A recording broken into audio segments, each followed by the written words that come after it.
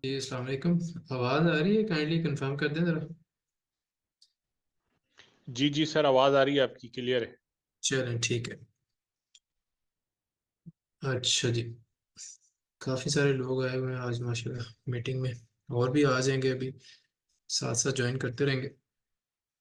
आप लोगों को मैंने इंटेंशनली म्यूट किया हुआ है, काइंडली ज़रा अपना माइक बंद रखिएगा, क्योंकि एक तो जीके बैच वालों की क्लास है, तो उनके साथ एक तो मेरी डायरेक्टली कमिटमेंट, मैंने उनका टेस्ट वगैरह का भी फीडबैक लेना है। और उसके बाद हम एनालिटिकल एबिलिटी का जो है वो स्टार्ट करेंगे। तो 5-10 मिनट में ही हो जाएगा, कोई ऐसा इशू नहीं है। एक तो एग्जांपल्स मैं करवाऊंगा, कुछ टिप्स वगैरह बता दूंगा कि इसमें किस चीज़ का ज़्यादा रोल होता है और आप किस तरीके से कर सकते हैं। एक पीडीएफ शेयर करेंगे स्क्रीन पे ही, तो उसको सॉल्व करने की कोशिश करेंगे, एक दो एग्जांपल्स वगैरह मैं निकाल के। तो आई होप कि इट विल बी बेनिफिशियल। आज की क्लास फ्री है, मे बी कल की क्लास शायद सिर्फ बैच 3 वाले बच्चों के साथ ही हो और जनरल ना हो। ठीक है जी, तो स्टार्ट करते हैं जी। जो बच्चे बैच में पढ़ रहे हैं काइंडली वो अपने अपने मार्क्स बता दें ज़रा, आज के टेस्ट में आपके मार्क्स कितने हैं, ताकि मुझे आइडिया हो कि आज किस किस ने काम नहीं किया। चैट में ही लिख दें बेशक जी। 65, वेरी गुड, एक्सीलेंट। अच्छा, टोटल 70 मार्क्स हैं इस टेस्ट के जो आज हुआ है, तो आई वुड एक्सपेक्ट कि आप 62 या 63 से ऊपर जो है ना वो पास है। इससे नीचे जो है वो कह लें कि मेरी पासिंग रेंज में नहीं आते। 50 मैविश के, इरा खान जी 60 नहीं, ये बैड सीन है। फिर इसके अलावा कौन कौन है जी?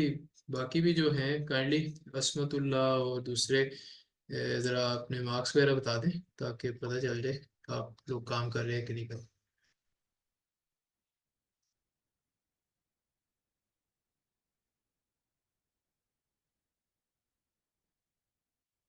बिस्मा खालिद तो पिछले बैच से हैं।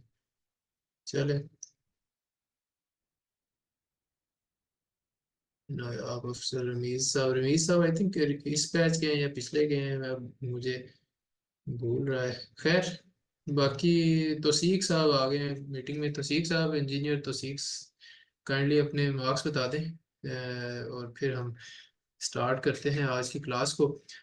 थोड़ा सा लेक्चर प्लान आपको मैंने बता भी दिया था ग्रुप में कि थोड़ा सा लेक्चर प्लान चेंज हुआ है, क्योंकि एमओडी का टेस्ट जल्दी आ गया, तो इसलिए हमने ज़रा इसके लेक्चर्स जल्दी रखे। आपने ईडीएस रिवाइज कर लिया, मुबारक हो आपको। इजी इजीएस्ट आपके लिए यही था, आप खुद डॉक्टर हैं और आप एवरीडे साइंस को ही सबसे पहले रिवाइज करने गए हैं। पहले तो आप मैथ्स रिवाइज करें जो आपको नहीं आता। चले, बातें तो होती रहेंगी। Let me share the screen with you, और स्क्रीन पे लिखना स्टार्ट करते हैं, बाकी बच्चे बोर ना हो जाए। एंड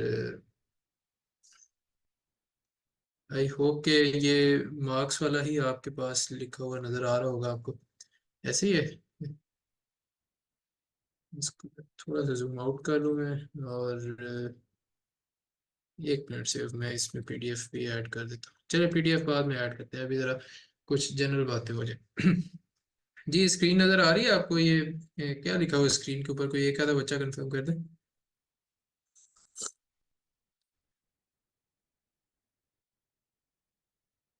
कोई भी नहीं बोल रहे, इसका चैट नहीं आ रहा है जी मैसेज। जी सर, नजर आ रही है। ठीक मार्क्स शो है, हो सर। ठीक है, ठीक है, ठीक हो गया। चले,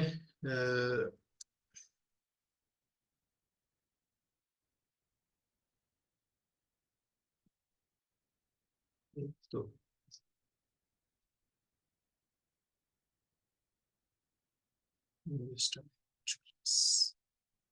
एवरेज साइंस के बारे में आपने क्या बताया था? मैंने नहीं सुना। नहीं नहीं, एवरेज साइंस का वो मेरी एक स्टूडेंट है, वो कह रही थी कि मैंने रिवीजन कर लिए। मैंने कहा आपको मुबारक हो, आपने रिवीजन कर लिए, अच्छी बात है। लेकिन जो चीज़ें आपकी वीक हैं पहले ज़रा उनको करें ना। एवरेज साइंस में पहले भी आपको आती है। अच्छा जी। सर पहले आप जो है इस तरह स्टार्ट नहीं कराते, इस्लामियात, एवरीडे साइंस, फिर हाँ जी, हाँ जी। जीके? मैंने तो इसी तरह रिवाइज किया ना। ठीक है, कोई इशू नहीं, लेकिन देखिए, इस्लामियात और ईडीएस हालात कर लिया रिवाइज। हालात की नाजुकी को भी तो समझे ना, कि पेपर आपका बहुत नज़दीक आ रहा है, तो जो चीज़ें आपकी थोड़ी सी कमज़ोर हैं उनको ज़रा ज़्यादा टाइम दें, ताकि आप पेपर में बेहतर परफॉर्म कर सकें। जो चीज़ आपको ऑलरेडी आती है, मे भी उसको एक दफ़ा सरसरी नज़र से गुजार के तो आप गुजार कर सकते हैं। अच्छा जी, एनालिटिकल के बारे में बात करते हैं। बेसिकली ये पैटर्न्स जनरेशन के सवाल आते हैं, पैटर्न्स जनरेशन या फिर अरेंजमेंट्स के। ठीक है जी। अब इसी के अंदर 5-6 टाइप्स उन्होंने बनाई हुई हैं, जो बुक में लेके आए हूँ, वो किप्स की बुक है, एंट्री टेस्ट की, और काफ़ी अच्छी चीज़ें दी हुई हैं। अच्छा, एक चीज़ है कि इसके अंदर सिंबल्स गिवन है। जो लोग जीके बैच वाले हैं, बैच 2 और बैच 3 वाले, या फिर इवन बैच 1 वाले भी, उनके ग्रुप्स में मैं पीडीएफ भी शेयर कर दूंगा। तो एक तो उन्होंने सिंबल्स दिए हुए हैं कि लाइक सिंपल ए लिखा हुआ है कि जी ए इज़ ट्रू, और निगेशन ए इस तरह से लिखा हुआ है। इसी तरह ए के बाद, अगर ए के बाद बी है तो वो इस तरह से लिखा हुआ है, और ए और बी अगर दोनों इकट्ठे आने हैं तो वो इस तरह से है। ठीक है, डिफरेंट सिंबल्स लिखे हुए हैं, लेकिन मेरा अपना जो तरीका है, मैं तो आपको उसके मुताबिक गाइड करना चाहूँगा। मैंने कभी भी ये चीज़ें नहीं सीखी। आई स्कोर्ड, आज वो एजुकेशनल जर्नी वाली भी वीडियो अपलोड हो गई होगी। तो जब मैंने एफएससी की थी, उस वक्त नेट होता है, जो कि कॉमसेट्स वगैरह में एडमिशन के लिए होता है, वो 90 मार्क्स का था उस वक्त। मेरे उस वक्त 81 आउट ऑफ 90 थे जी, और उस वक्त भी उसमें एनालिटिकल एबिलिटी आती थी। Similarly I think entry test में भी आती थी, if I am not wrong, अब मुझे याद नहीं है, कोई 11-12 साल हो गए हैं किए हुए। ये स्क्रीन पे जो भी एनोटेट कर रहे हैं काइंडली बाज आ जाए। अच्छा, दूसरा, बाद में मैंने जब गैट दिया था, ग्रेजुएट असेसमेंट टेस्ट, तो वो 2015 में दिया था, एक ही दफ़ा दिया था वैसे ही, बस असेसमेंट के लिए, शुगल में ही। तो उस वक्त भी मेरे 81 थे। ये समवट अराउंड 99 या 98.66 परसेंटाइल जो है ना, बन रहे थे एंड ऑल दैट। तो आप कह सकते हैं कि मेरा तरीका जो है मेरे लिए काफ़ी कारआमद था, तो मैं वो तरीका आप लोगों के साथ शेयर करना चाह रहा हूँ कि मैं किस तरह से करता हूँ। मैं उसके पॉसिबल सीक्वेंसेस बना लेता हूँ। अब कीप इन माइंड कि ये टाइम कंज्यूमिंग बहुत होगा, स्पेशली उन लोगों के लिए जो लोग इसको पहली दफ़ा कर रहे हैं ना, उनके लिए टाइम कंज्यूमिंग बहुत होगा। तो इस चीज़ का ध्यान रखना है। तो इसके बारे में बातें करते जाते हैं, साथ साथ आपको टिप्स वगैरह भी देते जाएं कि देखें, पहले आपने इंग्लिश इंग्लिश का सिवाय कंप्रीहेंशन के बाकी का सारा इंग्लिश जो भी आपको आता है, फिर पाकिस्तान स्टडी, और मैथ्स जो कि सिंपल वाला है वो, फिर इस्लामियात, everyday science, GK, current affairs वगैरह, ये सारी चीज़ें जो हैं, ये आपने पहले ही कर लेनी है। 2 घंटे का टाइम होगा ये आपके पास उधर। तो ऑल दो 2 घंटे में 200 एमसीक्यूज है, लेकिन घबराने की जरूरत नहीं, छोटी छोटी स्टेटमेंट्स होती हैं, बहुत लंबी स्टेटमेंट्स ये नहीं देते। जब आपके पास ये सारी चीज़ें आप कर लेंगे, तो कह लें कि आपका मे बी 1 और 20 मिनट्स गुजर चुके हों। एक अच्छे स्टूडेंट की मैं बात कर रहा हूँ, जो एक एवरेज स्टूडेंट है, वो शायद इस पे इन्हीं चीज़ों पे मे बी पौने 2 घंटे या फिर 1 घंटा 50 मिनट लगा दे। तो 1 घंटा 20 मिनट के अंदर अगर आप, जो आपको चीज़ें आती हैं ना, जो आपको याद है, अगर आप वो कर लेते हैं, उनके निशान लगा लेते हैं, तो you are very much in the game. ठीक है जी। उसके बाद जो है आप कंप्रीहेंशन पे आए, जो कि अगेन इंग्लिश का ही पार्ट होगी। 5 या 10 एमसीक्यूज आई थिंक कंप्रीहेंशन के होते हैं। कंप्रीहेंशन में पैराग्राफ लिखा होता है, सीएसएस या पीएमएस कंप्रीहेंशन अगर आपने देखी है तो वो सेम वही चीज़ है। फिर बाद में एमसीक्यूज दिए होते हैं कि जी ये पहला क्वेश्चन नंबर 1 है, उसके अंदर 4 पार्ट्स दिए हुए हैं, इनमें से कौन सा ठीक है इस स्टेटमेंट के अकॉर्डिंग, और इस स्टेटमेंट को आपने पैराग्राफ के साथ मैच करना होता है। और कंप्रीहेंशन कर लीजिएगा, और फिर एंड पे आप एनालिटिकल की तरफ आएंगे। ठीक है, एनालिटिकल की तरफ इसके बाद आना है, और ताकि आपका दूसरी चीज़ों पे टाइम जो लग रहा है वो लग जाए, लेकिन एनालिटिकल की वजह से दूसरी चीज़ें आपकी कॉम्प्रोमाइज़ ना हो, क्योंकि ये टाइम कंज्यूमिंग बहुत ज़्यादा होता है, स्पेशली उन लोगों के लिए जो लोग पहली दफ़ा इसको अटेम्प्ट कर रहे होते हैं। तो क्या है कि एक तो आपने पैटर्न्स जनरेट करने होते हैं, दूसरा आपकी टेक्निक है क्रॉस ऑफ जिसको आप कहते हैं ना, कि जी कांटे लगाते जाने हैं, या फिर कैंसिल ऑफ करते जाते हैं ऑप्शंस को। एक ये भी चीज़ है कि भाई, एक तरफ आपने पैटर्न बनाया हुआ है, दूसरा आप जो ऑप्शंस देख रहे हैं उनमें से देखते जाएं कि कौन कौन सा ऑप्शन कौन कौन सी कंडीशन को मीट नहीं कर रहा है, या फिर कौन सी कंडीशन के मुताबिक फॉल्स हो जाता है, तो मैं उसको क्रॉस ऑफ कर दूं। मेरे पास बाकी जो 1-2 ऑप्शंस रह जाएंगे, मैं उनको उनको एड्रेस कर लूंगा या उनको देख लूंगा। ठीक है जी। तो सिंबल्स वाले सिंबल्स वगैरह की बेस पे अगर आपने करना है तो मैं आपको पीडीएफ सेंड कर दूंगा जीके वाले बच्चों को, लेकिन जो मेरा अपना तरीका है वो सिंपली पेपर को या फिर क्वेश्चन को लेके सॉल्व करने वाले, मैं आज आपको उसी के मुताबिक करवाऊंगा और ट्राई करूंगा कि मेरे क्वेश्चन ठीक हो जाए। मैं भी काफ़ी देर बाद ही कर रहा हूँ, मैं कोई पेपर गैट वगैरह या फिर ये सारी चीज़ें 2015 के बाद मैंने नहीं दिया। ठीक है। लेकिन ये चीज़ें ऐसी है कि मुझे हमेशा से ही इंटरेस्टिंग लगती हैं, और ऊपर आप टेस्टमेंट देख सकते हैं कि 81 out of 90 marks is not an easy thing, specially in 60 और 75 मिनट्स। ये भी उस वक्त कितना टाइम होता था, खैर। ठीक है। अच्छा जी, कुछ चीज़ें और हैं, वो है कि जी आपको समझ कितनी आती है। कौन सी चीज़ जनाब? अंग्रेजी। इंग्लिश जिसको अच्छी समझ आती है वो इसको बेहतर तरीके से कर सकेगा। चीजें लिखी होती हैं जी, if dash then what can be true, एक ये चीज है। दूसरा जुमला आता है if dash then what must be true.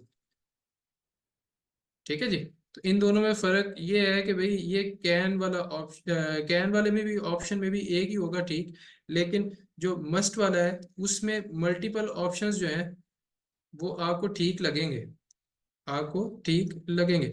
लेकिन उन ऑप्शंस में से आपको एक ऐसी चीज का इंतखाब करना है कि भाई कौन सा ऐसा एलिमेंट है जो कि हमेशा ही एक जगह पे रह रहा है, या बाकी सारी अरेंजमेंट्स आगे पीछे हो जाती हैं लेकिन ये वाहिद जैसे कि for example M for mango है, तो मैंगो जो है वो नंबर 4 पे पड़ा हुआ है, बाकी सारे फ्रूट्स इधर उधर हो जाते हैं या इधर उधर की पोजीशन उनकी पॉसिबल है, लेकिन गिवन कंडीशंस के अंदर मैंगो जो है वो हमेशा ही नंबर 4 पे है, तो दिस मस्ट बी ट्रू। बाकी कैन ऑल्सो बी ट्रू कि भाई ऑरेंज जो है नंबर 2 पे पड़ा हुआ है, एप्पल जो है नंबर 5 पे पड़ा हुआ है, that can also be possible, या फिर एप्पल जो है उसको उठा के आप नंबर 1 पे रख सकते हैं। कंडीशंस के मुताबिक हम देखेंगे, उसके जो पहली कंडीशंस दी होंगी उनको स्टडी करेंगे और उनकी बेस पे हम क्वेश्चंस को हल करेंगे। ठीक है। तो जो मस्ट बी ट्रू है उसका जहन में रखना है कि भाई उसके अंदर सिर्फ एक ऑप्शन होगा कि जो हर कंडीशन के अंदर ही सेम रहेगा, उसके अंदर तब्दीली नहीं आएगी, बाकी कभी ठीक होंगे कभी नहीं होंगे, कभी ठीक होंगे कभी नहीं होंगे। इसी तरह बाकी के प्रैक्टिस क्वेश्चंस भी मैं आपको प्रोवाइड कर दूंगा। ठीक है। आइए चलते हैं ज़रा स्क्रीन पे, मैं आपके साथ शेयर कर दूं पीडीएफ, और उस पीडीएफ से कुछ क्वेश्चंस निकाल के देखते हैं। Let me just open it. कहाँ गया मैथ्स? आप मेरा तरीका फॉलो कर लें या अपना तरीका फॉलो कर लें, क्वेश्चन आपका ठीक हो, मुझे बस इसी चीज़ से कंसर्न है। ठीक है। तो ये शुरू में आपके लिए इंस्ट्रक्शंस लिखी हुई है, जिन लोगों को पीडीएफ मिल जाएगा ग्रुप में जीके वालों को, वो उन्होंने पढ़नी हो तो पढ़ लें, अदरवाइज डायरेक्टली आप क्वेश्चंस के ऊपर आ सकते हैं, कोई हार्ड एंड फास्ट रूल नहीं है। इस क्वेश्चन को सॉल्व करने की ट्राई करते हैं। एक मिनट, ये इसकी क्रॉस बार क्यों नहीं आ रही?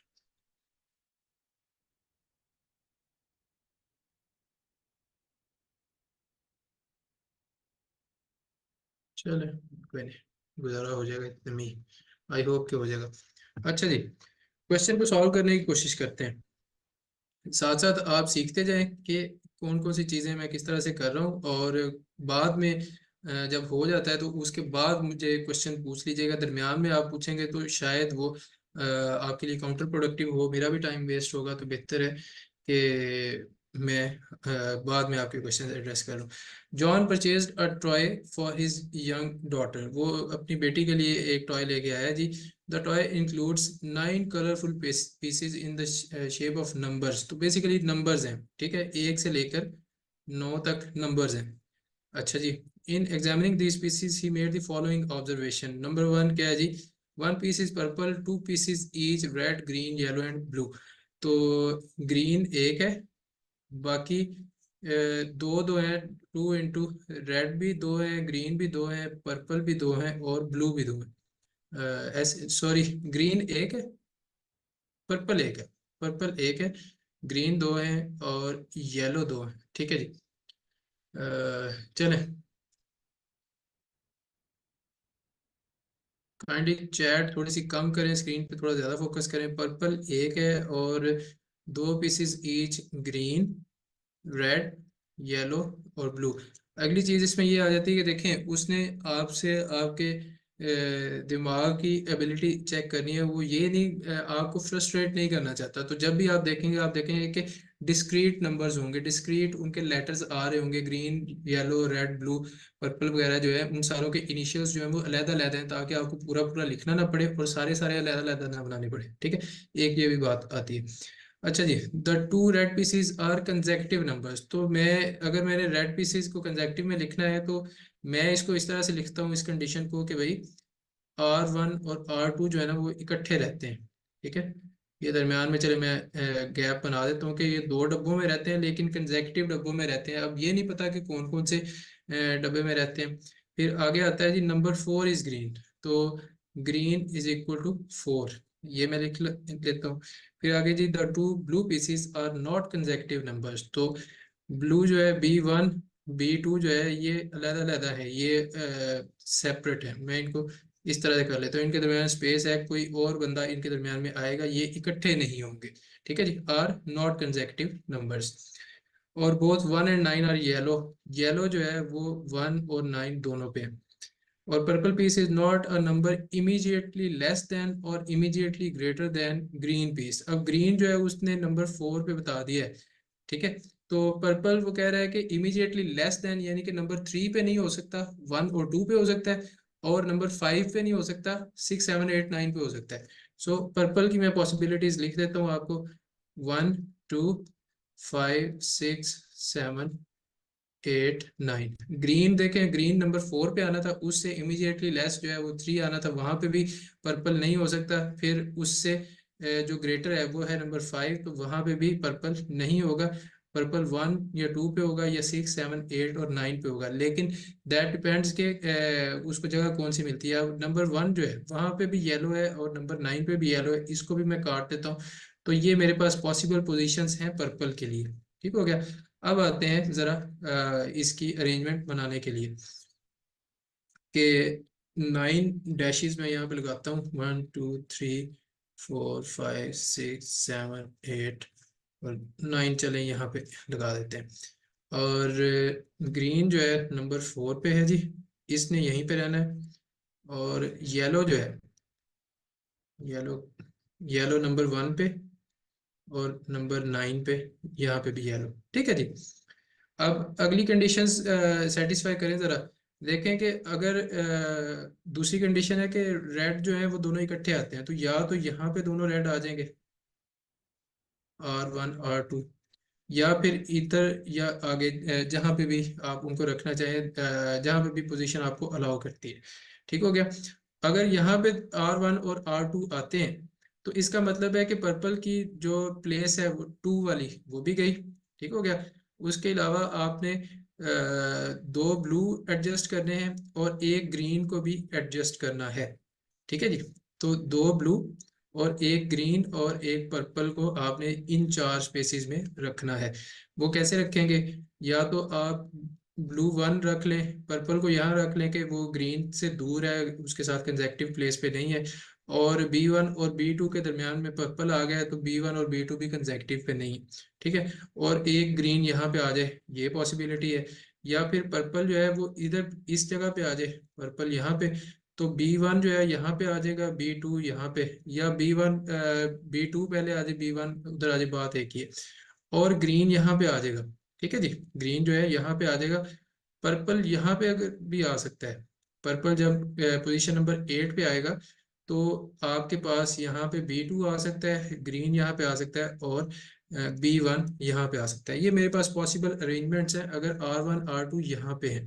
ठीक है जी, इकट्ठे। अगर R1 R2 मैं राइट साइड पे कहीं पे लेके आता हूँ, फिर और थोड़ी सी कॉम्प्लिकेशंस होना शुरू हो जाएंगी।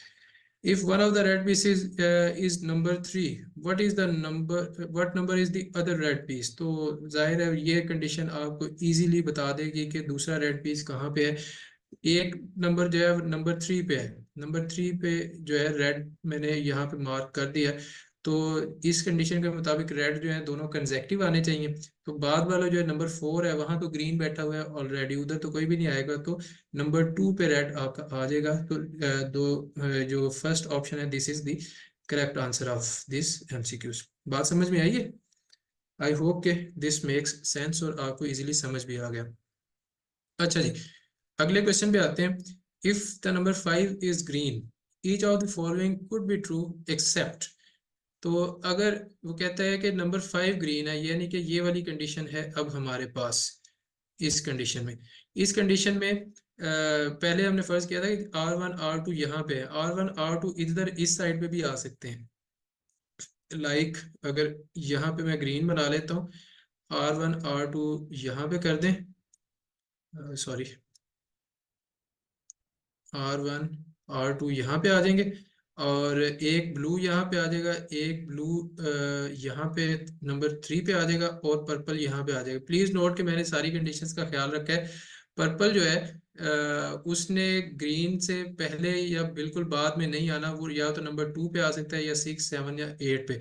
अब जब R1 और R2 ने बाद में कंसेक्यूटिवली आना है ना, तो फिर क्या होगा, R1 R2 यहाँ पे आएंगे, और उनके साथ एक ब्लू आ जाएगा, या फिर यहाँ पे पर्पल अगर मैं रख देता तो फिर दोनों ब्लू मुझे यहाँ पे एडजस्ट करने पड़ते, इसलिए ये पॉसिबल नहीं था। इसलिए हमारी ये कंडीशन नंबर 3 जो है वो गलत हो जानी थी। सो मैंने क्या किया, B1 और B2 को सेग्रीगेट कर दिया। एक कंडीशन मेरे पास ये बन सकती है, या फिर R1 R2 को मैं थोड़ा सा पहले ले जाता हूँ, और B2 जो है वो मेरे पास पोजीशन नंबर 8 पे आ जाएगा।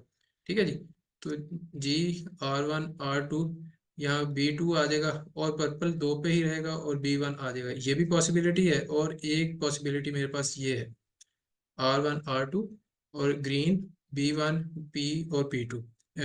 ठीक है जी, और येलो दोनों 1 और 9 पे है, और ग्रीन इनकी पोजीशन चेंज नहीं हो रही। ये सेकंड ग्रीन है जो कि उसने हमें बताया कि ये नंबर 5 पे है। The purple piece and one of the yellow pieces are consecutive numbers. उसने पूछा क्या है, each of the following could be true except, कि इनमें से हर एक जो है ये ट्रू हो सकता है, कि ये पॉसिबिलिटी है एक्सेप्ट, ठीक है, कि सिवाय इसके। तो purple piece and one of the yellow pieces are consecutive number. तो यहाँ पे पर्पल जो है ये है, और येलो पीस जहाँ पे नंबर 1 पे है, तो यस देख ये तो पॉसिबल है। उसने कहा है ट्रू एक्सेप्ट, यानी कि कोई भी ये वाली सिचुएशंस ट्रू हैं, लेकिन एक है जो ट्रू नहीं होगी, आपने उस नॉन ट्रू जो कि नहीं पॉसिबल उसको ढूंढना है। This is it. The number 6 is purple. तो अगर आप नंबर 6 पे पर्पल रखते हैं, पर्पल ये 5 है, यहाँ पे 6 आता है, तो फर्ज कर लें, चले इसका थोड़ा सा बना लेते हैं, कि अगर मेरे पास ग्रीन नंबर 4 पे है, यहाँ पे येलो नंबर 9 पे है, और यहाँ पे भी येलो नंबर 1 पे है। अगर मेरे पास उसने दूसरी कंडीशन जाहिर है दी हुई है कि इफ नंबर 5 इज ग्रीन, तो 5 पे भी मैं ग्रीन बनाऊंगा, कि जी 5 हो गया। अब अगली बात वो करता है कि अगर पर्पल यहाँ पे आ जाती है नंबर 6 पे, तो क्या ये पॉसिबल है। तो आप खुद देखेंगे कि जनाब यहाँ पे 2 स्पेसिस हैं, और 2 ही यहाँ पे भी हैं, 2 और 3 हैं, और 7 और 8 है। रेड जो है दोनों, उनको तो आप इकट्ठे एडजस्ट कर लेंगे, लेकिन जो ब्लू है वो दोनों भी इकट्ठे आ जाएंगे, तो ये आपका काम खराब कर देंगे। ठीक है, और आप इससे जान छुड़ा नहीं सकते, क्योंकि रेड जो है उन्होंने इकट्ठे ही आना है, या तो वो 7 और 8 पे आएंगे, या 2 और 3 पे आएंगे। तो ब्लू जब इकट्ठे आएंगे तो आपकी कंडीशंस खराब हो जाएंगे। दैट मीन्स के ये वाला जो ऑप्शन बी है ना, this is the correct answer, कि ये आपके लिए पॉसिबल नहीं है। बात समझ में आ गई? आई होप कि दिस इज क्लियर और आप लोगों को समझ आ रही है। थोड़ा आहिस्ता आहिस्ता इंटरेस्टिंग लगना शुरू कर देगा, जैसे जैसे आपको इन चीज़ों की समझ आएगी, या फिर मज़ा आना शुरू हो जाएगा कि ये तो बड़ी इंटरेस्टिंग चीज़ है वैसे। ठीक है, अच्छा आगे चलते हैं। चैट कहाँ गई, ये रही, चले ठीक हो गया। अब मैं थोड़ा सा इधर से इरेज कर दूं, क्योंकि स्पेस थोड़ी है बनाने के लिए। मैं इन चीज़ों को इरेज कर देता हूँ। अच्छा जी, if the number 6 is green. अब अगली पॉसिबिलिटी वो हमें दे रहा है कि अगर ग्रीन जो है वो नंबर 6 पे है, यानी कि ये वाला यहाँ पे ग्रीन नंबर 4 है, येलो नंबर 9 पे है, और येलो ही नंबर 1 पे है। ठीक है जी, ये है। तो कंडीशन उसने दे दी है कि यहाँ पे जनाब नंबर 6 जो है इस पे ग्रीन है, दरम्यान में 5 भी है और दूसरे भी है। तो which of the following could be true. अच्छा, दूसरे ऑप्शन अगर आप देखेंगे ना, तो the two blue pieces and purple piece are consecutive numbers. तो ये पॉसिबल क्या हो सकता है, पिछली कंडीशन में अगर ग्रीन 5 पे होता है तो ये देखें कि इसी पॉसिबिलिटी के अंदर ब्लू और पर्पल जो है ये तीनों कंसेक्टिव हैं। आपस में ब्लू कंसेक्टिव नहीं है, लेकिन वो पर्पल के साथ कंसेक्टिव हो रहे हैं। ठीक है, ये भी पॉसिबल था। इसी तरह नंबर 2 इज रेड, तो डेफिनेटली ये जो पहली पॉसिबिलिटी है उसमें हमने रेड R1 R2 को नंबर 2 और 3 पे ही रखा हुआ था। और नंबर 8 इज रेड, तो बाद वाली जो पॉसिबिलिटी नीचे हमने लिखी थी पहले, उसके अंदर नंबर 8 पे भी रेड आ रहा था। तो ये सारे पॉसिबल हैं, सिर्फ नंबर 2 ऐसा है जो कि पॉसिबल नहीं था। ठीक हो गया। अगर आपको अपना जवाब पहले ही मिल जाता है तो आप दूसरा काउंटर चेक कर सकते हैं, दूसरे ऑप्शंस को देख सकते हैं कि कहीं ये ना हो कि मेरा क्वेश्चन गलत हो जाए। जी वालेकुम अस्सलाम। बातें बाद में करेंगे, क्वेश्चंस बाद में लेंगे, अभी मैं जरा थोड़ा सा पढ़ा रहा हूँ। चले, काइंडली मैसेजेस करना बंद करें, मैसेजेस मैं बाद में देखूंगा। मेहरबानी, मेरा फोकस फिर हट जाता है, फिर दोबारा से चीजें स्टार्ट करनी पड़ती हैं। आपको भी पता होगा कि जब आप एग्जाम में बैठे होते हैं तो आप ट्राई कर रहे होते हैं मैथ्स को या एनालिटिकल एबिलिटी को सॉल्व करने की, तो दूर से किसी के खांसने की आवाज आती है, या फिर वो ऐसे करना शुरू कर देता है, यार ये स्केल देना, मार्कर देना, ये वो। तो आपकी सारी ट्रेन ऑफ थॉट जो है ना वो रुक जाती है कि मैं क्या कर रहा था। ठीक है, तो वो रीसेट को दोबारा सेट करने में टाइम लगता है। तो इट इज़ ए सजेशन कि आप जो चीज़ें पूछनी है वो मैं एंड पे देखूंगा, मैं बाद में मैसेज आके देखूंगा। अभी सिर्फ 2 क्वेश्चंस करवाऊंगा, ज़्यादा नहीं करवाऊंगा। एक ये वाला, एक और आगे जाके क्वेश्चन करते हैं, तो दोनों से आपको आइडिया हो जाएगा कुछ चीज़ों का कि भाई किस तरह से सॉल्व करने हैं। जी, सुपरवाइजर्स भी बोलते हैं उस वक्त भी, बिल्कुल। अच्छा जी, if the number 6 is green which of the following could be true. अब देखें, कुड बी ट्रू के पॉसिबल है कि ट्रू है, जरूरी नहीं है कि ट्रू हो, लेकिन शायद एक पॉसिबिलिटी हो सकती है कि ये भी हो जाए। नंबर 6 पे अगर आपने ग्रीन रखा है तो फिर बाकी के जरा फिल करने की कोशिश करें। या तो रेड दोनों यहाँ पे आएंगी, R1 R2 नंबर 2 और 3 पे, या फिर वो 7 और 8 पे आएंगी। ऐसे ही है, क्योंकि इन दोनों ने इकट्ठे रहना है, ये जुदा नहीं हो सकते, ये जीवन भर के साथी। ठीक हो गया। ये इन दोनों को आप इधर इधर रखेंगे। फिर दरमियान में अगर फर्ज कर लें आपने 7 और 8 पे रेड रखा है, तो फिर आपको ब्लू एक यहाँ पे एडजस्ट करना पड़ेगा, और एक ब्लू ग्रीन से बिल्कुल पहले एडजस्ट करना पड़ेगा, क्योंकि पर्पल ने ग्रीन के आसपास नहीं फिरना। ठीक है, तो ग्रीन जहां भी है देख सकते हैं आप, उसके आसपास आपको पर्पल नजर नहीं आएगा। इस तरह से आपकी अरेंजमेंट हो जाएगी। और अगर आप दोनों रेड्स को शुरू में रखते हैं तो फिर कैसी अरेंजमेंट बनेगी। अब नंबर 2 और 3 हो गए, तो पर्पल आपका यहाँ पे आ सकता है, ब्लू यहाँ पे आ जाए, और एक ब्लू यहाँ पे आ जाए, ये भी पॉसिबल है। ठीक है, लेकिन पर्पल को हम ग्रीन के बिल्कुल साथ नहीं रख रहे। So these are the two possibilities. अब ये दो अरेंजमेंट्स हैं, इनके मुताबिक इन ऑप्शंस को चेक कीजिए जरा। Number 2 is blue. एक तो ये है कि क्या नंबर 2 जो है वो ब्लू हो सकता है।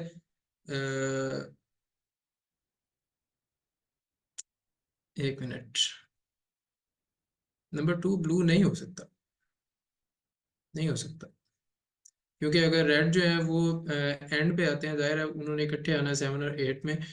तो शुरू में मेरे ख्याल में यही ये जो है ये नहीं है।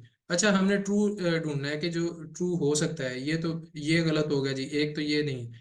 फिर number 3 is purple, purple number 3 पे कभी भी नहीं आ सकता, क्योंकि 4 पे तो ऑलरेडी ग्रीन बैठा हुआ है। फिर नंबर 5 इज रेड, 5 पे अगर रेड आ जाएगा, देखें अगर ये नंबर 5 है, यहाँ पे एक रेड आ जाएगा, दूसरा रेड आप उसके साथ कहाँ स्क्वीज करेंगे, क्योंकि 4 और 6 पे दोनों पे ग्रीन बैठे हुए हैं। तो अगेन 5 के साथ या तो 6 पे रेड आता है, लेकिन 6 पे ऑलरेडी ग्रीन है, ये भी पॉसिबल नहीं है, ये भी ट्रू नहीं है। ठीक है, नंबर 5 इज पर्पल, पर्पल दरमियान में आ जाए तो वो दोबारा से ग्रीन के साथ आ जाएगा, this is again not true. आखिरी ऑप्शन हमारे पास बच जाता है, नंबर 7 इज ब्लू। तो देखें कि एक अरेंजमेंट ये वाली है जिसके अंदर ब्लू नंबर 3 पे भी है, नंबर 5 पे भी है। दूसरी अरेंजमेंट मेरे पास ऊपर वाली है जिसमें मेरे पास ब्लू नंबर 7 पे है। ठीक है, आप सोच रहे होंगे पर्पल भी इससे पहले आ सकता है, नहीं आ सकता था, क्योंकि ऊपर कंडीशन लिखी हुई है कि भाई ग्रीन के आसपास पर्पल नहीं फटक सकता। सो नंबर 7 पे एक ब्लू का आना लाजमी है। ठीक है, तो this is the correct answer. आगे जी, नंबर 4, ये क्लियर है ना? मैं इसको साथ साथ इरेज करता जाऊंगा ताकि स्पेस हमारी बनती रहे। विच of the following if true would enable you to determine the color of every number?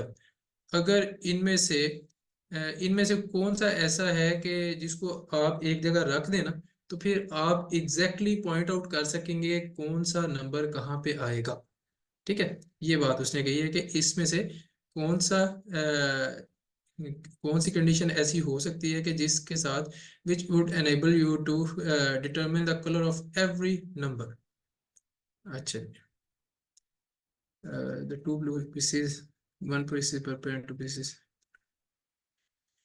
ठीक है, ओके।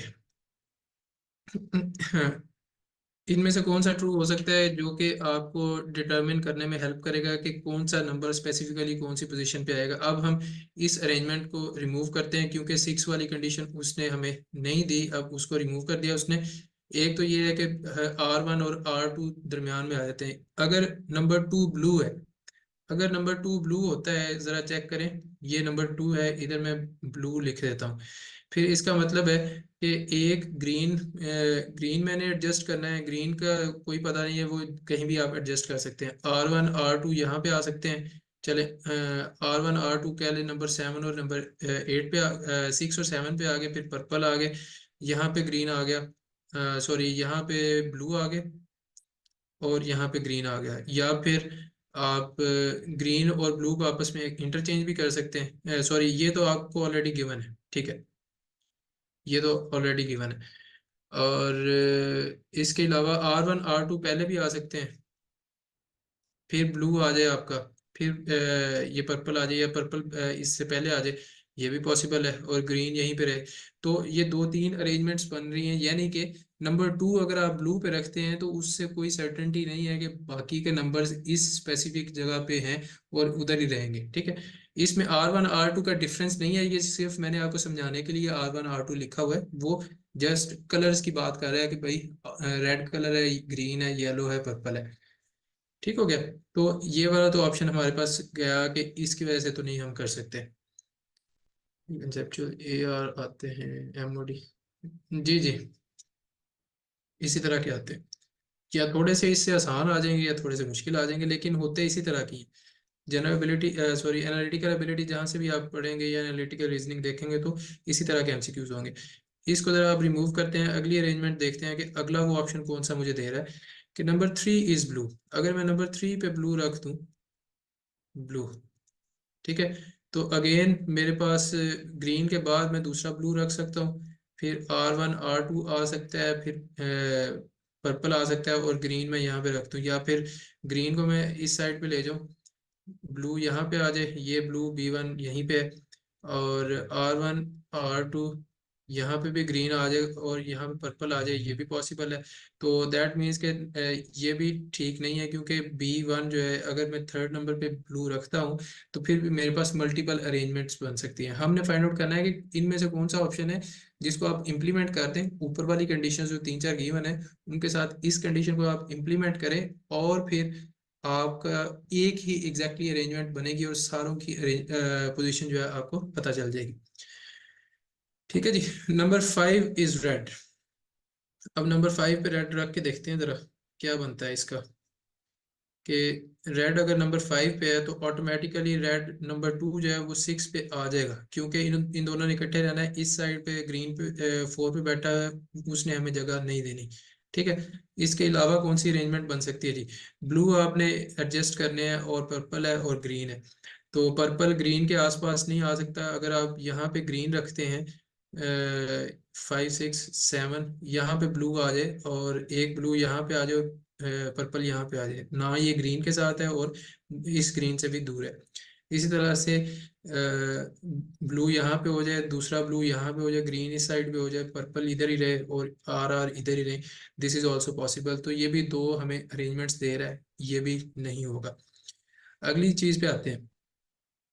ये अब आपको अंदाजा हो रहा है कि एक तो मैं खुद करता हूँ, मैं चले थोड़ा सा जल्दी कर लेता हूँ, थोड़ा जल्दी दिमाग चल जाता है, लेकिन टाइम इस पे लगेगा जब तक आप इसकी प्रैक्टिस नहीं करेंगे और आपको आपका दिमाग क्विकली चलना नहीं शुरू होगा। इसलिए मैं कह रहा हूँ कि मैसेजेस करना बंद करें, क्योंकि मेरा दिमाग जब फोकस होगा ना तो मैं ज़्यादा तेज़ी से अपने जवाब की तरफ पहुंच सकता हूँ। वैसे तो मैं पहुंच चुका हूँ ऑलरेडी, मुझे नज़र आ रहा है कि मोस्ट प्रोबेबली ऑप्शन ई ही है, लेकिन स्टिल आप लोगों के लिए बेहतर यही है कि जब आप काम करें तो फोकस हो करें, व्हाट्सएप मैसेजेस वगैरह या फिर दूसरी चीज़ों की तरफ ध्यान नहीं देना।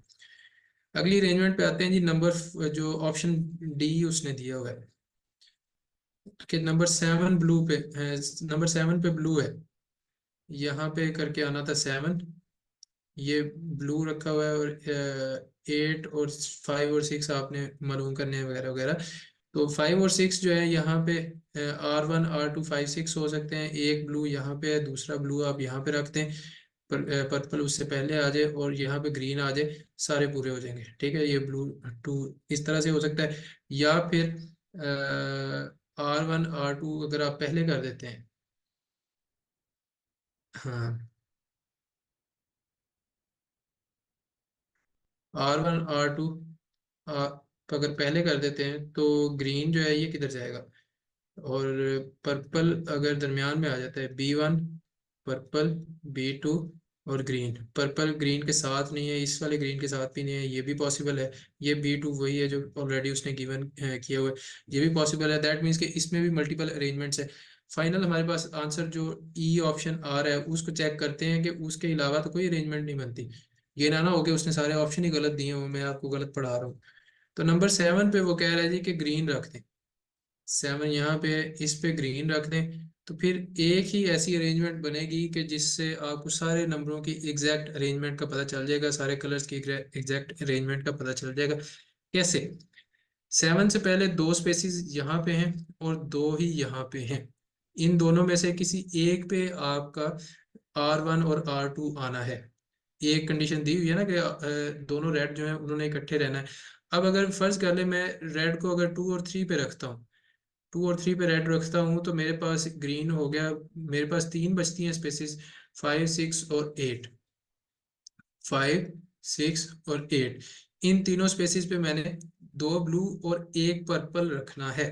द क्वेश्चन इज कि अगर मैं B1 यहाँ पे रखूं तो दूसरा B2 यहाँ पे आएगा ना, क्योंकि उसने कहा था कि कंजेक्टिव नहीं हो सकते। अगर यहाँ पे मैं दोबारा ब्लू रख देता तो कंजेक्टिव हो जाने थे, वो कंडीशन हमारी निगेट हो जानी थी।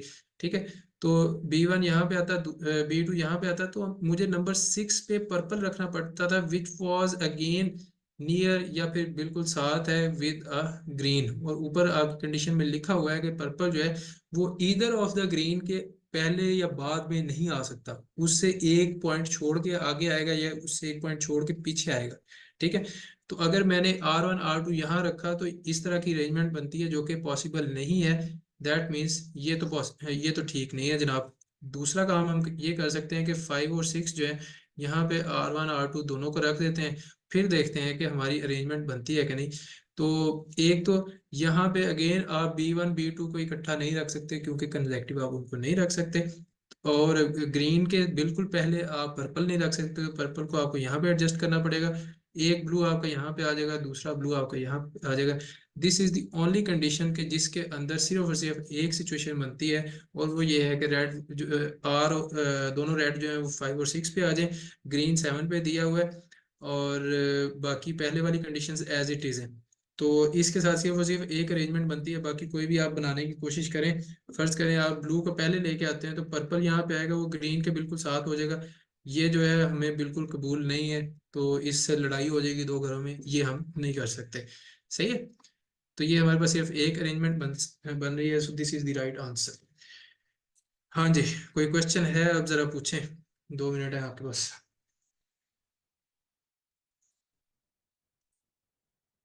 दी हुई कंडीशंस को मैप बनाते जाएं, उसके बाद मजे से हो रहे होते हैं ये क्वेश्चन। जी बिल्कुल, क्वेश्चंस को रीड करते जाएं, स्टेटमेंट का बनाते जाएं, लेकिन देखें 5 5 ऑप्शंस जब आपको चेक करने पड़ेंगे कि इनमें से कौन सा ट्रू हो सकता है कौन सा नहीं हो सकता है, तो फिर उनको आपको चेक करना पड़ेगा बारी बारी अरेंजमेंट्स बना बना के। ठीक है, इतना आसान नहीं होता, स्पेशली गिवन द फैक्ट कि वो आपको शायद एक्स्ट्रा शीट्स भी नहीं देते, और क्या उसको कह लें कि स्पेस थोड़ी होती है वहाँ पे।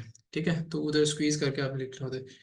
सर इसको सॉल्व करने में 15 मिनट्स लगे, एग्जाम में इतना टाइम नहीं। जी बिल्कुल, एग्जाम में इतना टाइम नहीं है, यही बात है कि इसको एग्जाम में आपने 10 मिनट में मैक्सिमम करना है, और इसीलिए मैं कह रहा हूँ कि ज़रा टाइम से अपने दिमाग को शार्प करके इन चीज़ों की प्रैक्टिस करके जाइएगा कि मैंने मल्टीपल अरेंजमेंट्स कैसे बनानी है, किस तरह से मैंने इनको चेक करना है, या जहाँ पे भी एक मेरी कंडीशन जो है ना फॉल्स हो जाती है, उधर ही मैं कांटा लगा के अगले ऑप्शन पे चला जाऊंगा, फिर अगले पे, फिर अगले पे।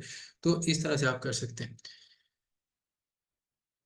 एक ही दफा से कंडीशन बना, बात पता है क्या है, देखें अगर आपने नोट किया हो तो इसमें चारों सवालों में कंडीशंस डिफरेंट है। अब ऊपर वाली जो कंडीशंस है ना, ये वाली सिर्फ और सिर्फ सेम रहनी है, ये जो है ना these will remain the same. बाकी जो है वो पॉसिबिलिटीज दे रहा है कि भाई अगर एक नंबर 3 पे रेड है तो फिर क्या होगा, अगर ग्रीन इधर आ जाती है फिर क्या होगा। अब सारी की सारी आप अरेंजमेंट्स बनाने बैठ जाए, हो सकता है आपको इससे डबल टाइम लग जाएगा। सारी की सारी अरेंजमेंट्स आप इससे पहले ही बनाना शुरू कर दें, हो सकता है आपको डबल टाइम लग जाए। ये कुछ स्पेसिफिक कंडीशन है कि ग्रीन 5 पे आ रही है, 6 पे आ रही है, 7 पे आ रही है, आप सारे के सारे 2 3 5 6 7 8 9 हर एक पे ग्रीन रख के पहले अरेंजमेंट्स बनाएंगे। फिर आप रेड को लेकर अलहदा से अरेंजमेंट बनाएंगे कि रेड जो है 2 और 3 पे आ जाए, या 5 और 6 पे, या 6 और 7, या 7 और 8 पे। बाकी के सारे जो लेटर्स हैं फिर उनको अरेंज करें, फिर अरेंज करें, फिर अरेंज करें। तो वो काफ़ी लंबा हो जाएगा। हारिस साहब, हारिस है ना, हाँ जी। सॉल्व कहाँ करेंगे, एमसीक्यू शीट पे तो नहीं जगह होती, उसी के ऊपर थोड़ी सी जगह दी होती है, उसी के ऊपर आपने सॉल्व करनी है। रफ सेक्शन के लिए या रफ वर्क के लिए दी होती है स्पेस थोड़ी सी उन्होंने। सर किसी क्लास की बुक बता दें जहाँ से प्रैक्टिस कर लें हम। ये बुक जो है ये किप्स की एंट्री टेस्ट की बुक है, अगर आप ले सकते हैं तो वो ले लें। अच्छा जी, how many questions to be solve before exam. Before exam आप रोज के कह लें 3 4 क्वेश्चंस सॉल्व कर लें, दिस शुड बी इनफ। बाकी आप अपनी दूसरी तैयारी करें, फ्लो में आ जाएंगे।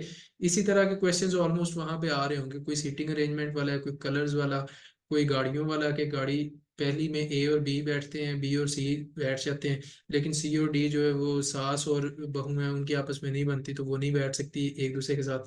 ठीक है, तो इस तरह कर सकते हैं। काफी ज्यादा क्वेश्चन आना शुरू हो गए, मैं आगे चलता हूँ।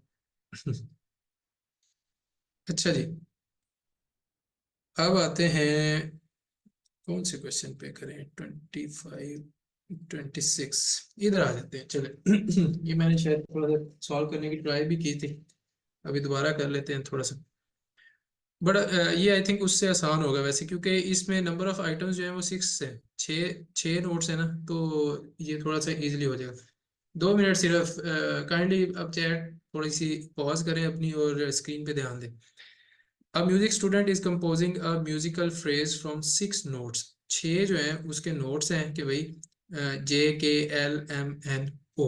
ठीक है, और देखें अगेन वही बात आ गई कि वो आपको आपके सब्र का पैमाना लबरेज नहीं करवाना चाह रहा, उसने अलग अलग डिस्क्रीट लेटर्स दिए हुए हैं, और अक्सर औकात वो कंजेक्टिव ही होंगे। ठीक है, ताकि आप उनको इजीली अरेंज कर सकें। आपको ये ना हो कि ए फॉर आयशा है, ए फॉर अहमद है, ए फॉर ही अली दिया हुआ है सेम क्वेश्चन में। एनालिटिकल में ये नहीं होगा, मैथ्स में आ जाते हैं।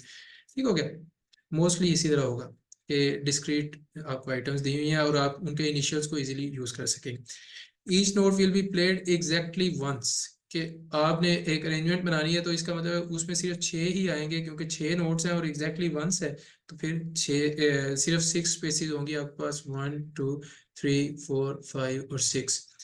कंडीशंस क्या है आपके पास, both J and O must play after N.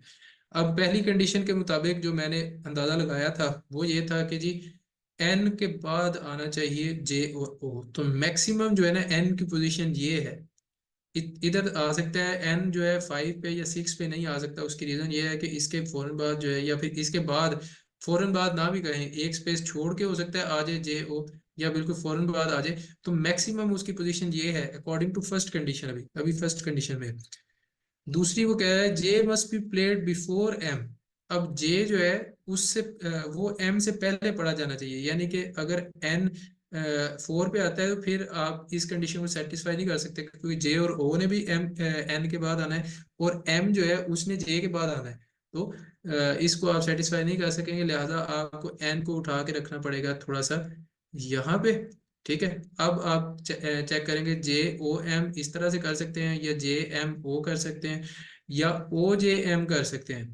देखें ओ और जे जो है ये आपस में इंटरचेंज हो सकते हैं, क्योंकि उसने ये नहीं कहा कि ओ ने जे से पहले आना है या बाद में आना है, उसने सिर्फ ये कहा है कि जे और ओ जो है वो एन के बाद आएंगे। हो सकता है जे ओ है या ओ जे है, ठीक है, लेकिन जे के बाद एम ने आना है, चाहे वो एक स्पेस छोड़ के आए, दो स्पेस छोड़ के आए, डज नॉट मैटर, जे के बाद आना है, जे से पहले नहीं आ सकता, जे से लेफ्ट साइड पे नहीं आएगा एम।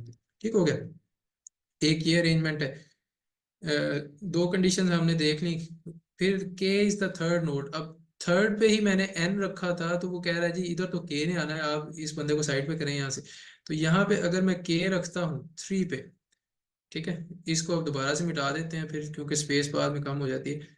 तो अगर यहाँ पे के है तो फिर मेरा एन कहाँ आएगा, या तो इधर आ जाएगा या फिर यहाँ पे आ जाएगा। ये दो पोजीशन है एन की।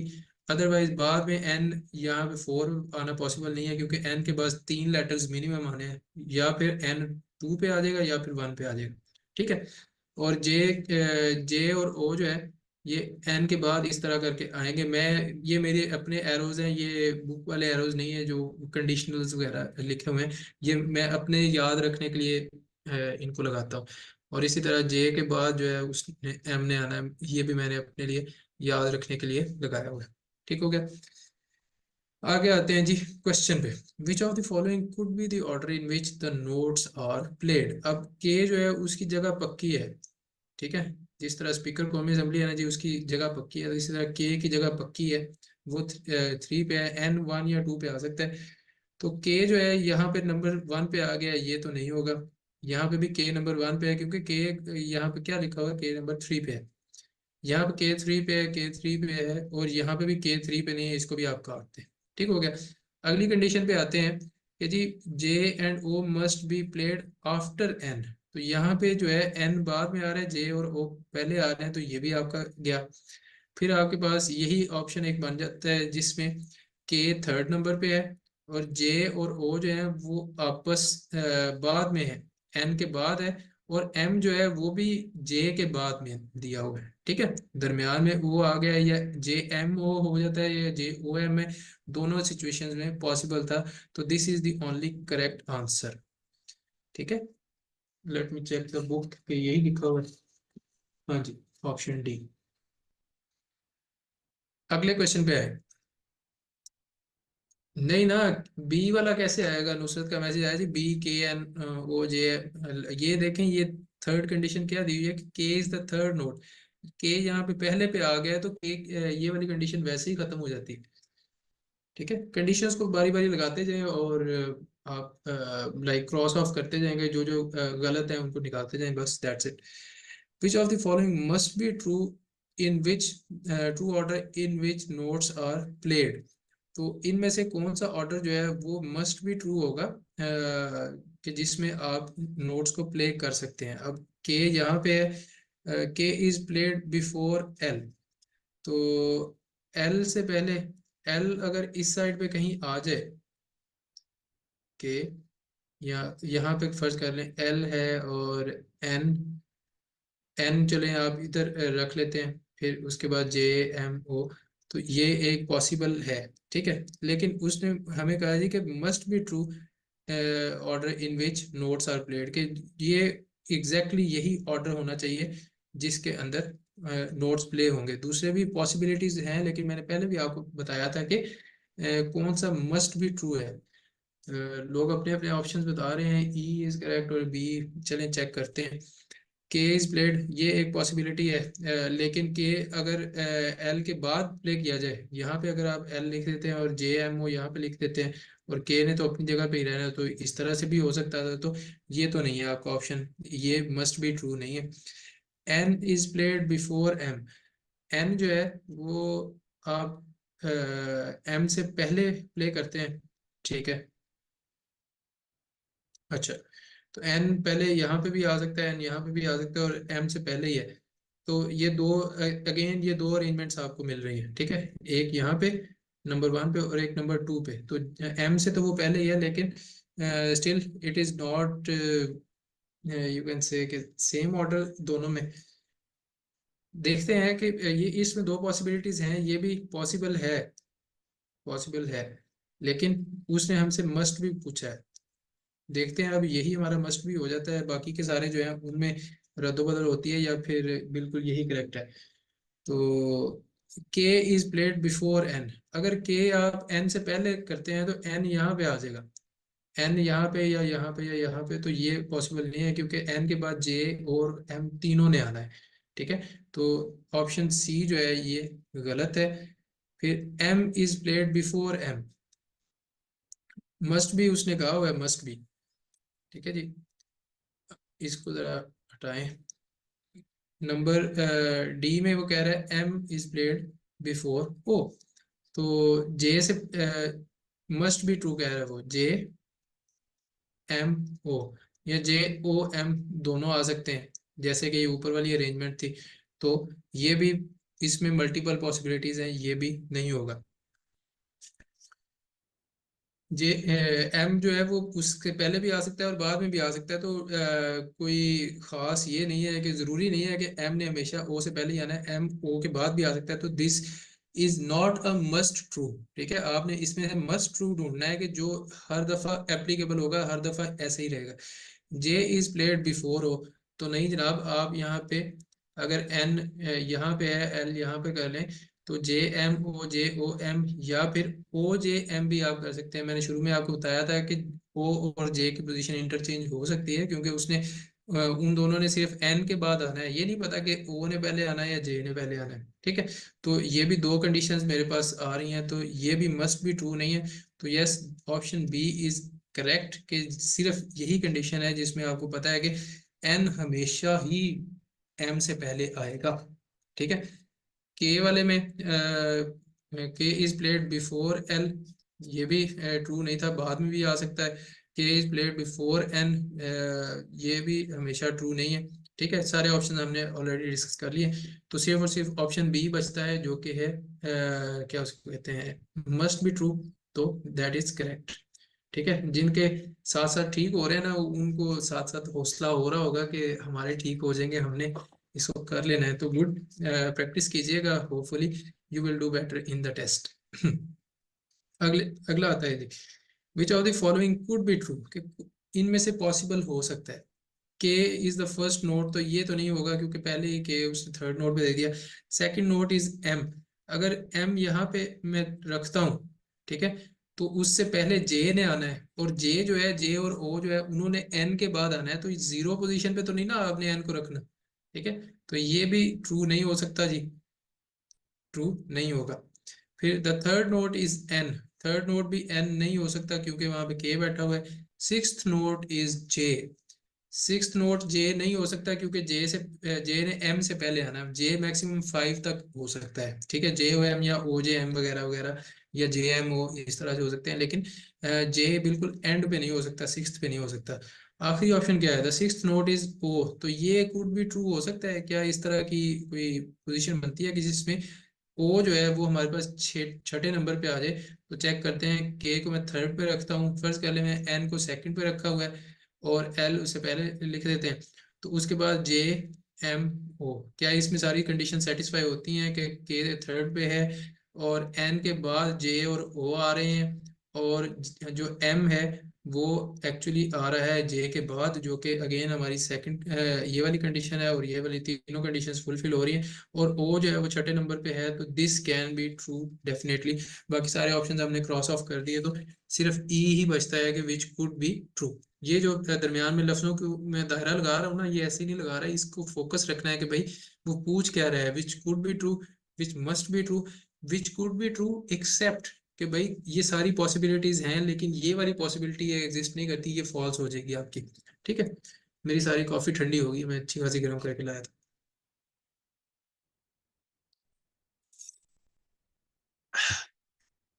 चले जी, number 29, if L is the first note in the phrase, तो इसी कंडीशन में जैसे कि मैंने लिखा हुआ है एल फर्स्ट पे है, the second note must be, तो आपको हर दफा यही मैं समझा रहा हूँ कि के अगर थर्ड पे है और एल उसने अब फर्स्ट पे दे दिया है, ठीक है, तो एन अगर यहाँ पे आएगा तो उसके बाद जे एम वो तीनों आने हैं, क्योंकि एम ने जे के बाद आना है और जे ने ऑलरेडी एन के बाद ही आना है। तो एन के बाद जे एम ओ आना है, तो ये तो 7 नोट्स हो जाएंगे अगर वो चौथे नंबर पे जाता है। तो definitely N must be at number 2। Number 2 पे हमेशा एन आएगा, बाद में चाहे जे एम ओ हो, चाहे ओ जे एम हो जाए, या फिर जे ओ एम हो जाए। ये तीनों पॉसिबिलिटीज एग्जिस्ट करती हैं, लेकिन ये एन जो है ना, ये मस्ट बी, अगर एल फर्स्ट पे आ गया ना, तो एन को सेकंड नंबर पे ही आना पड़ेगा, और कोई चॉइस नहीं है। ठीक है जी, तो ऑप्शन होगा इसका D, if I am not wrong. Yes, ठीक हो गया जी। ठीक है, बिलाल साहब ने भी तस्दीक कर दी है। थैंक यू जी।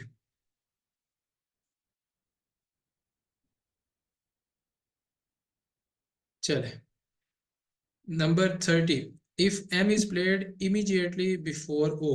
अब जे एम ओ और ओ जे एम वगैरह का रोला बन रहा था, उसने इसको वैसे ही खत्म कर दिया। वो कह रहा है कि जी एम जो है वो इमीडिएटली बिफोर ओ से बिल्कुल पहले जो है आपने एम पढ़ लिया, यानी कि ये ऊपर वाली अरेंजमेंट ठीक है हमारे पास।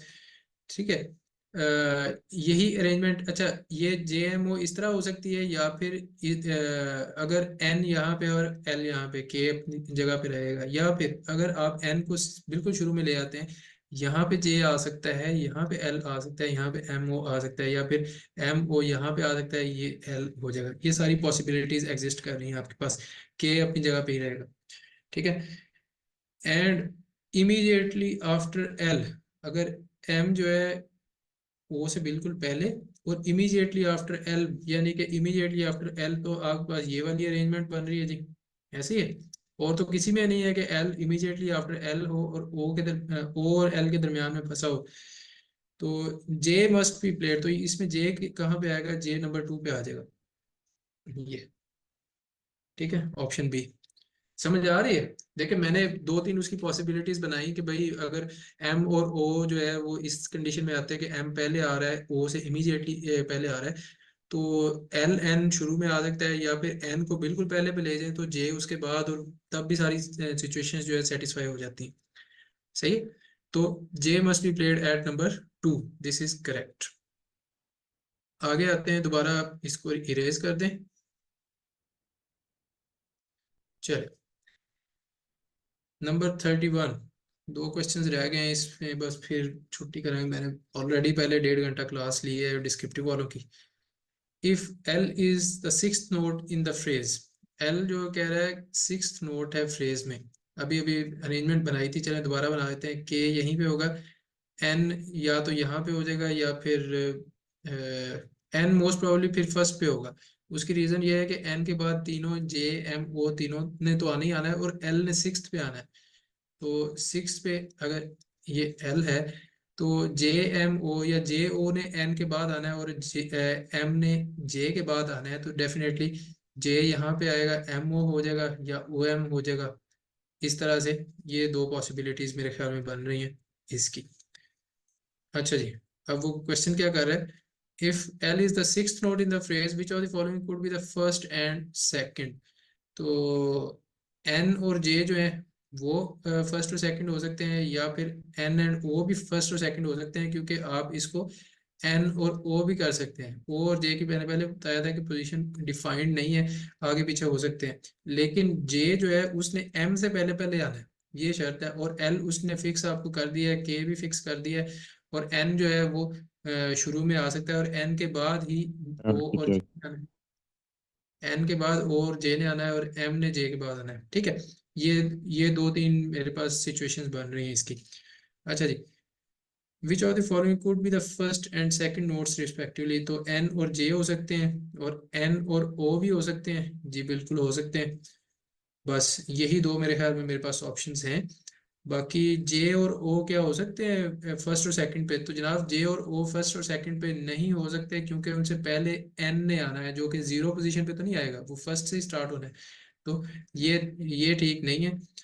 1 और 2 दोनों हो सकते हैं, तो 1 एंड 2, सी ऑप्शन आना चाहिए इसका। ऑप्शन सी बिल्कुल ठीक है, सही है। ये एन और ओ का भी पेयर आ सकता है, एन और जे का। तो नीचे ऑप्शंस कौन कौन से हैं? 1 ओनली, यानी कि सिर्फ ये वाला, या फिर 2 ओनली, यानी कि सिर्फ ये वाला, या फिर ये दोनों शुरू वाले दोनों, या बाद वाले दोनों, वगैरह वगैरह। तो option C is correct in this situation. Last question of this series, बाकी क्वेश्चंस आपको मैं दे दूंगा पीडीएफ, जीके वाले बच्चों को अपने जाके कर लीजिएगा, और जो फ्री वर्कशॉप वाले बच्चे हैं वो ऑनलाइन इनको सर्च आउट कर सकते हैं। अगर आप पढ़ना चाहें तो मोस्ट वेलकम, कोई कंपल्शन नहीं।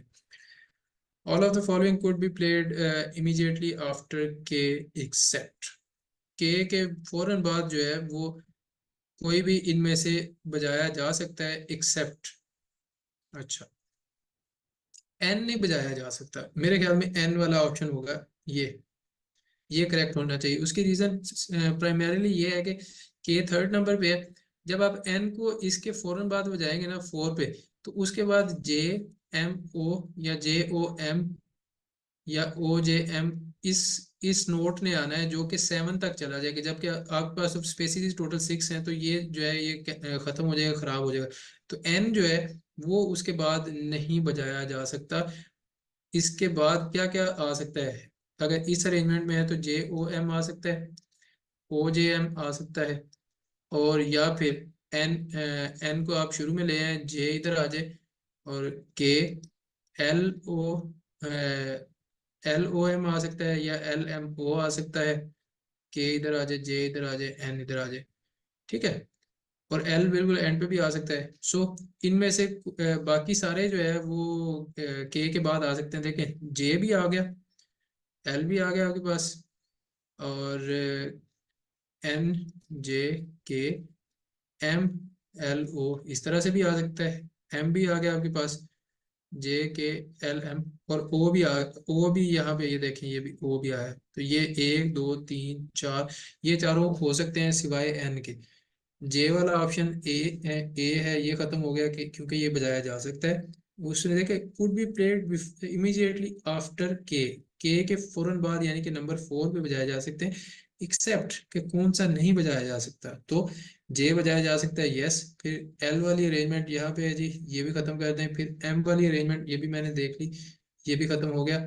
फिर लास्ट पे ओ वाला जो है ये भी ऊपर मेरे पास अरेंजमेंट है, तो इसका भी नहीं, यार एक तो ये चैट वाला ऊपर कहाँ से आ जाता है, ये भी खत्म हो गया। तो only option remaining is option D which is correct. Sir इस टाइप की एनालिटिकल रीजनिंग आती है जी, बिल्कुल इसी टाइप की आती है, कुछ इससे डिफरेंट हो सकते हैं थोड़े बहुत क्वेश्चंस, लेकिन मोस्टली इसी तरह के आते हैं। सर 30 एमसीक्यूज के फर्स्ट क्यों नहीं आ सकता, अच्छा एमसीक्यू 30 का फर्स्ट क्यों, if M is played immediately before O and immediately after L, J must be played, J first पे नहीं ना आ सकता। देखें ये जो ऊपर कंडीशन लिखी हुई है, both J and O must be played after N, तो एन के बाद तभी आएंगे जब जे सेकंड थर्ड या फोर्थ किसी और पोजीशन पे होगा। अब जे अगर फर्स्ट पे आ जाता है तो एन को आप उससे पहले कहाँ रखेंगे, जीरोथ पोजीशन तो है ही नहीं, 1 2 3 4 5 6 हैं, तो जे को अगर आप फर्स्ट पे ले आते हैं तो फिर एन कहाँ जाएगा, ठीक है, तो आपकी ऊपर वाली कंडीशन खराब हो जाएगी। सही है। अब मैं थोड़ा सा आपके टेक्स्ट मैसेजेस पढ़ लूँ अगर इजाज़त हो तो, 1 मिनट से ऊपर से थोड़ा स्टार्ट करते हैं। काफ़ी सारे मैसेजेस आ गए, मैं एक्सपेक्ट तो नहीं था कर रहा। सर इस स्टेटमेंट को रीड करते हैं। अच्छा सर कितना एवरेज टाइम चाहिए एक एनालिटिकल रीजनिंग क्वेश्चन के लिए, एक अच्छा स्टूडेंट जो है वो 10 मिनट में ये 4 5 क्वेश्चंस वाला जो है इसको कर लेगा, ठीक है। पहले 3 4 मिनट वो कंडीशंस वगैरह देखते हुए या एक तो पॉसिबिलिटीज बनाएगा, और उसके बाद फिर एक एक क्वेश्चन को बारी बारी वो करते हुए 10 या 12 मिनट में मैक्सिमम ये पूरा करके आगे चला जाएगा। एक ही दफ़ा कंडीशन बना दें, सॉल्व कहाँ करेंगे, एमसीक्यू शीट पे जी, बिल्कुल एमसीक्यू शीट पे रफ वर्क के लिए थोड़ी सी जगह दी होती है सर, किसी क्लास की बुक अच्छा मैंने क्वेश्चंस टू बी सॉल्व 4 5 मैंने आपको गए थे, 4 5 लाइक 3 4 रोज के कर ले, या 2 3 रोज के कर ले, दैट इज इनफ। अच्छा how many questions of analytical in AD paper, time for this I think 25 से 30 एमसीक्यूज होते हैं जो कि एडी पेपर में आते हैं, और इसके लिए टाइम नहीं होता, टाइम ओवरऑल पेपर के लिए होता है 2 घंटे। और मैं सजेस्ट करता हूँ कि आप पहले 1 घंटा 20 मिनट या 10 मिनट तक अपने दूसरे पोर्शंस कर लें, फिर 10-15 मिनट कंप्रीहेंशन पे लगाएं, और आखिरी आधा घंटा या 35 मिनट जो है वो एनालिटिकल पे लाजमी लगाएं। ये एक मिथ है कि भाई अगर आपने कोई एक भी सेक्शन सारा का सारा छोड़ दिया है या उसको अटेम्प्ट नहीं किया या उसमें फेल है तो आप ओवरऑल ही पेपर में फेल हो जाते हैं, आपका रिजल्ट नहीं आता। ठीक है, तो बेहतर यह है कि सारे के सारे जो सेक्शन हैं उनको इंसाफ के साथ रखें, जैसे कि करना चाहिए। लेड पेन से यूज कर लें, आराम से गेट बुक्स लेकर प्रैक्टिस कर लें। जी बिल्कुल। जो एंड बुक के एंड पर होते हैं वो रियल पेपर के होते हैं या जस्ट मॉडल, वो जी सिर्फ मॉडल पेपर के होते हैं जी, रियल पेपर जो है नहीं होते। या तो हो ना उसके ऊपर लिखा हुआ है MOD 2021 का एग्जाम, लेकिन MOD के एग्जाम रेयरली ही लीक होते हैं, वो खुद सिक्योरिटी एजेंसी है, और उनके ही अगर पेपर लीक होना शुरू हो जाए तो that would be a funny thing कि उनकी ही सिक्रेसी पे क्वेश्चन आ गए। पीडीएफ में ये पोर्शन जी, पीडीएफ में ये पोर्शन रजिस्टर्ड स्टूडेंट्स के साथ हो जाएगा। मैं आप लोगों को इसलिए बुलाया था क्योंकि ये फ्री लेक्चर है, आप लोग सारे इसमें पार्टिसिपेट कर सकते हैं। आप लोगों के क्वेश्चंस वगैरह आंसर हो जाएंगे, आपको ये भी नज़र आ जाएगा मैं किस तरह से पढ़ाता हूँ। मैथ्स वगैरह जो है ऑलरेडी आपको यूट्यूब पे करवाया हुआ है, कोई चीज़ें जो मैंने क्लास में करवानी होती है वो इसी तरह डिजिटल बोर्ड पे करवाता हूँ। तो if you want you can join. बाकी ये चीज़ें जो है ये रजिस्टर्ड स्टूडेंट्स या जो ऑलरेडी हैं जीके के बैच चल रहे हैं उनके साथ शेयर हो जाएंगी। आप लोग इधर से देख के एंजॉय करें कि जी ये क्वेश्चंस हैं और इस तरह से हमने करने हैं। आई होप कि इसमें से कुछ टिप्स वगैरह कुछ आपको चीज़ें समझ आई होंगी किस तरह से आप कर सकते हैं। बारी बारी एक एक MCQ या एक एक ऑप्शन को देखते जाएं कि उसके अंदर कौन सी कंडीशन गलत है, तो उसको क्रॉस करते जाएं, या फिर सारी कंडीशंस लगा के 2-3 पॉसिबिलिटीज बना के अपना आंसर निकाल लें कि इनमें से कोई एक आंसर आना है। अब देखते हैं कि ऑप्शंस में क्या दिया हुआ है, उसके मुताबिक करें। एक दिन दिया है, एक दिन में कवर हो जाएगा। हाँ जी, एक दिन में कवर हो जाएगा। बेहतर है कि एक दिन देने के बजाय आप रोजाना का उसको कोई घंटा 1.5 घंटा दे ले, तो आप प्रैक्टिस हो जाएगी इंशाल्लाह। हाँ जी, सब इंस्पेक्टर के भी, इंस्पेक्टर और सब इंस्पेक्टर वाले में भी मोस्ट प्रोबेबली एनालिटिकल आती है, शायद 10 नंबर की है लेकिन आएगी जरूर। अच्छा जी, अब आगे आते हैं। N&J सर 30 MCQ सिर्फ इस टाइप के एनालिटिकल। जी ठीक है सर, सकलैन ये वर्कशॉप कब तक चलेगी? बस ये खत्म होने लगी है जी। Thank you so much sir. स्टेबलर्स जी, Asfa Zahra Zaba, best wishes for your future exams. Sub inspector में एनालिटिकल कितना पोर्शन आता है जी? 5-10-15 नंबर का मैक्सिमम, बस 10 10 के आप आइडिया रखें क्योंकि 100 नंबर का पेपर होता है उसमें। ईडीएस कहाँ से तैयार करें? ईडीएस मैंने कहा तो है कि पाक MCQ से तैयार कर लें। बात आप लोग मेरी नहीं मानते। पिछले 2-3 दिन में मेरी काफ़ी 1-2 स्टूडेंट से भी बात हुई है, शायद असमतुल्ला आज भी मीटिंग में भी होंगे। इसके अलावा भी पहले 2-3 स्टूडेंट मुझे मिले हैं, मैं लाहौर आया हुआ था तो बड़ी मुश्किल से टाइम निकला, तो वो कह रहे थे कि जी बताएं कैसे करें। तो मैं, सीधी सी बात है, मेरा इसमें कोई मोटिव नहीं है। मैंने जो वीडियोस आपको शुरू में बना के दी थी, लाइक नवंबर 2022 में जब मेरा सेकंड टाइम FIA क्वालिफाई हुआ था, उस वक्त मैंने कंप्लीट ऑनेस्टी के साथ आपको गाइड किया था कि मैंने कौन कौन सी चीज़ें कहाँ कहाँ से की हैं, कितनी की हैं, कितना कितना पोर्शन किया है। कोई ढकी छुपी चीज़ नहीं, कोई एक्स्ट्रा नहीं बताया, सारा कुछ बताया हुआ है। प्रॉब्लम यह है कि आप लोगों को बता भी देते हैं, फिर भी जो है ना मुझे रोजाना के 40 मैसेज आए होते हैं कि सर IB की प्रिपरेशन करनी है, सोर्सेज बता दें। भाई मैंने आपको ऑलरेडी बता तो दिया। यही बर्डन कम करने के लिए तो यूट्यूब पे रखा है कि यार आप लोग को वो डायरेक्टली मिल जाए, मुझे वो सेम चीज रोजाना रिपीट ना करनी पड़े। इंसान के गले की एक कैपेसिटी होती है जो वो नॉर्मली यूज कर सकता है, तो मैं रोजाना अब हर बच्चे को 4-4 5-5 मिनट का वॉइस नोट भेजूं, वो मेरी कैपेसिटी में भी नहीं है, ना टाइम है। और मैं इस चीज़ को अप्रिशिएट भी नहीं करता। अगर आपके लिए एक चीज़ ऑलरेडी रखी है वहाँ पे और प्लेलिस्ट बना बना के रखी है कि अलग अलग प्लेलिस्ट में अलग अलग चीज़ें हैं, MOD के वाले से अलग प्लेलिस्ट है, उसको अपडेट भी कर दिया, 3-4 वीडियोस और भी ऐड उसी में हुई हैं। तो आप उसमें जो भी चीज़ें आपको वहाँ पे मिल जाती हैं, ज़रा उस प्लेलिस्ट को एक्सप्लोर तो करें, हो सकता है आपको वहीं पे चीज़ें मिल जाएं। अगर कोई ऐसी बात है जो कि मैंने वहाँ पे नहीं की हुई तो वो आप मुझसे पूछ लें ग्रुप में, तो मैं रिप्लाई कर दूंगा। ठीक है, चलिए। सर कस्टम इंस्पेक्टर पेपर में भी आती है? नहीं, कस्टम इंस्पेक्टर में नहीं आती है, मैंने तो नहीं देखी कभी।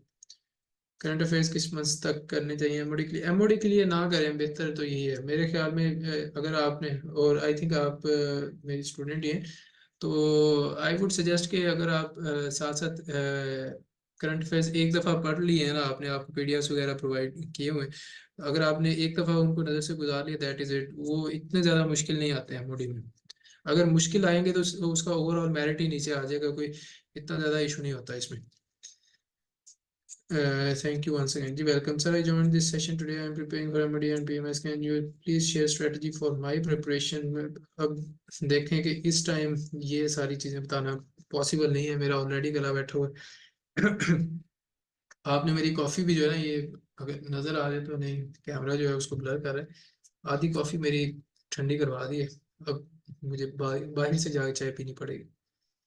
खैर, आपकी प्रिपरेशन स्ट्रेटजी, इंग्लिश वोकेबलरी और करंट अफेयर्स वीक है। मैं रिकमेंड करूंगा कि वोकेबलरी आप थोड़ी सी पढ़ लें, करंट अफेयर्स की ज़्यादा टेंशन ना लें। वोकैब जो है वो 1500 वर्ड्स वाली वर्ड लिस्ट अगर आप इन कुछ दिनों में तैयार कर सकते हैं तो sure you should do that. जी बस आज होगी क्लास, कल की मैं देखूंगा कि अगर आप लोगों को बुलाना है, क्योंकि फिर रश बहुत ज़्यादा हो जाता है। मैंने अपने सेशन में भी गिने चुने ही बच्चे रखे हुए हैं, बहुत ज़्यादा नहीं रखता मैं।